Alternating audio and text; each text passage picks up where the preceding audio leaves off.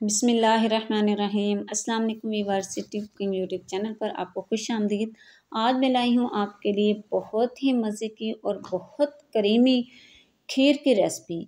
और ये रेसिपी जब आप इस तरह की बनाएंगे, बना के छोटे बड़े जो भी खाएंगे सब आपकी बहुत तारीफ़ करेंगे और बार बार आपसे बनवाने की फरमाइश भी करेंगे।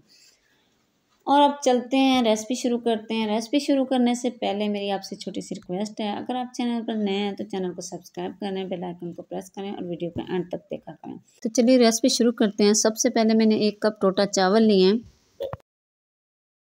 आप इस तरह का टोटा चावल भी ले सकते हैं या साबुत भी ले सकते हैं। सबसे पहले हमने करना क्या है, इनको अच्छा सा साफ़ कर लेना और फिर हमने इनको धो लेना है।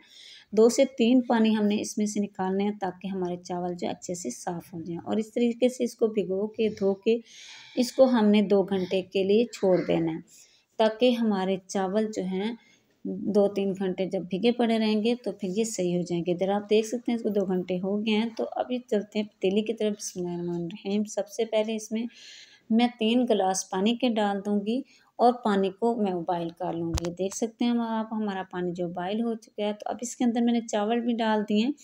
तो अब हमने इनको अच्छा सा उबाइल कर लेना है। ऊपर मैंने इसका ढक्कन दे दिया है।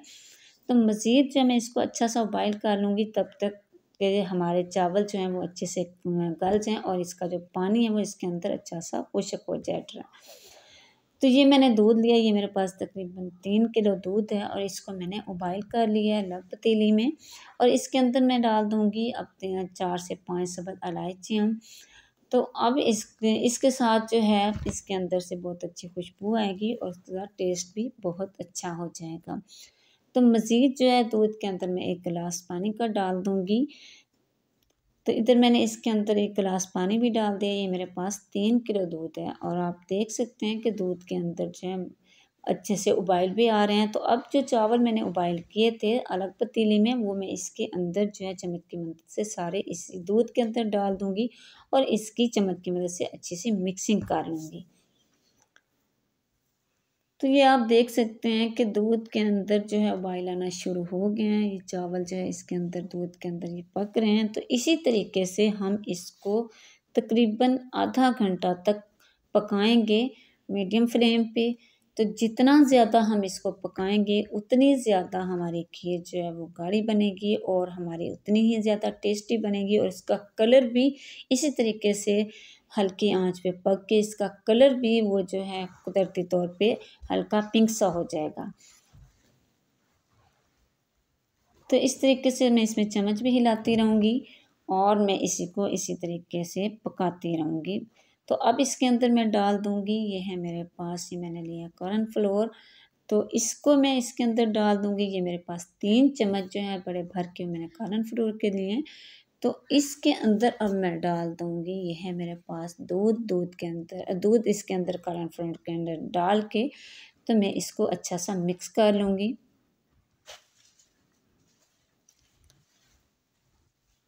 चम्मच की मदद से इसको मैं अच्छा सा मिक्स कर लूँगी ताकि इसके अंदर कोई गुठली, कोई लम्स वगैरह ना रहें।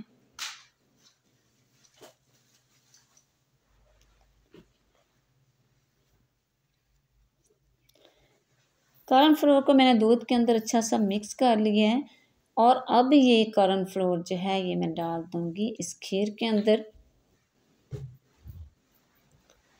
तो थोड़ा-थोड़ा करके मैं इस तरीके से इसके अंदर डालती जाऊँगी और साथ में इसके अंदर जो है बराबर चम्मच हिलाती रहूँगी ताकि इसके अंदर जो है कोई गुठली वगैरह, कोई लम्स वगैरह ना बन जाएँ।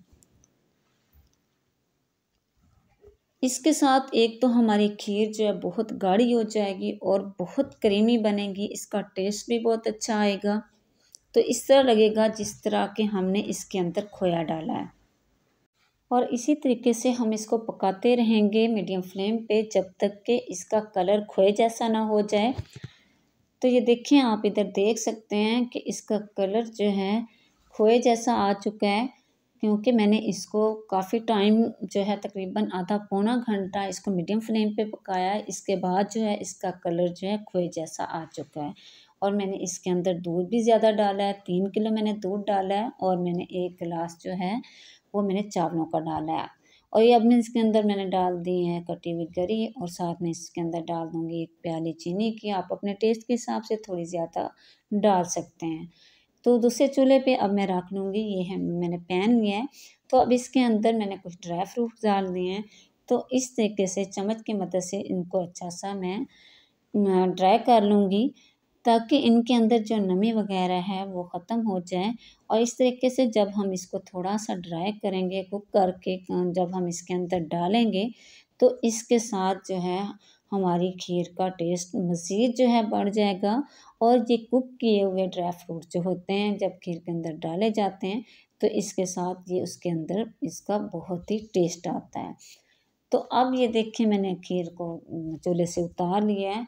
इसको जो है इसको ठंडा भी कर लिया है। तो अब वो जो ड्राई फ्रूट्स जिनको मैंने कुक किया है, तो इनको मैं इसके अंदर डाल दूँगी। आप देख सकते हैं कि हमारी खीर कितनी गाढ़ी माशाल्लाह तैयार हो चुकी है और ये बहुत ही क्रीमी तैयार हो चुकी है और इस तरह लग रहा है जैसे कि मैंने इसके अंदर खोया डाला है और इसका कलर भी खोए जैसा आया हुआ है। तो अब चलते हैं इसके फाइनल लुक की तरफ।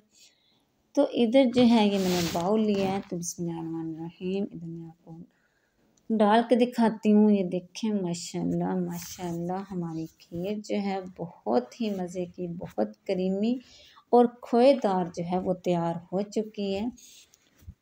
इस तरह से जब आप बनाएंगे घरवालों को खिलाएंगे तो वो आपकी बहुत तारीफ़ करेंगे। तो माशाल्लाह इसके ऊपर कुछ मैंने ड्राई फ्रूट लगा दिए हैं, तो ये मज़ीद जो है ये इसका टेस्ट जो है बढ़ गया है। उम्मीद करूँगी आज की रेसिपी आपको बहुत पसंद आई होगी। अगर रेसिपी पसंद आई है इसे लाइक करें, शेयर करें और सब्सक्राइब करना ना भूला करें। ये बात आप हर दफ़ा भूल जाते हैं। इजाज़त चाहूँगी सिटी कुकिंग यूट्यूब चैनल की तरफ से। अगली वीडियो तक के लिए अल्लाह हाफ़िज़। अस्सलामु अलैकुम।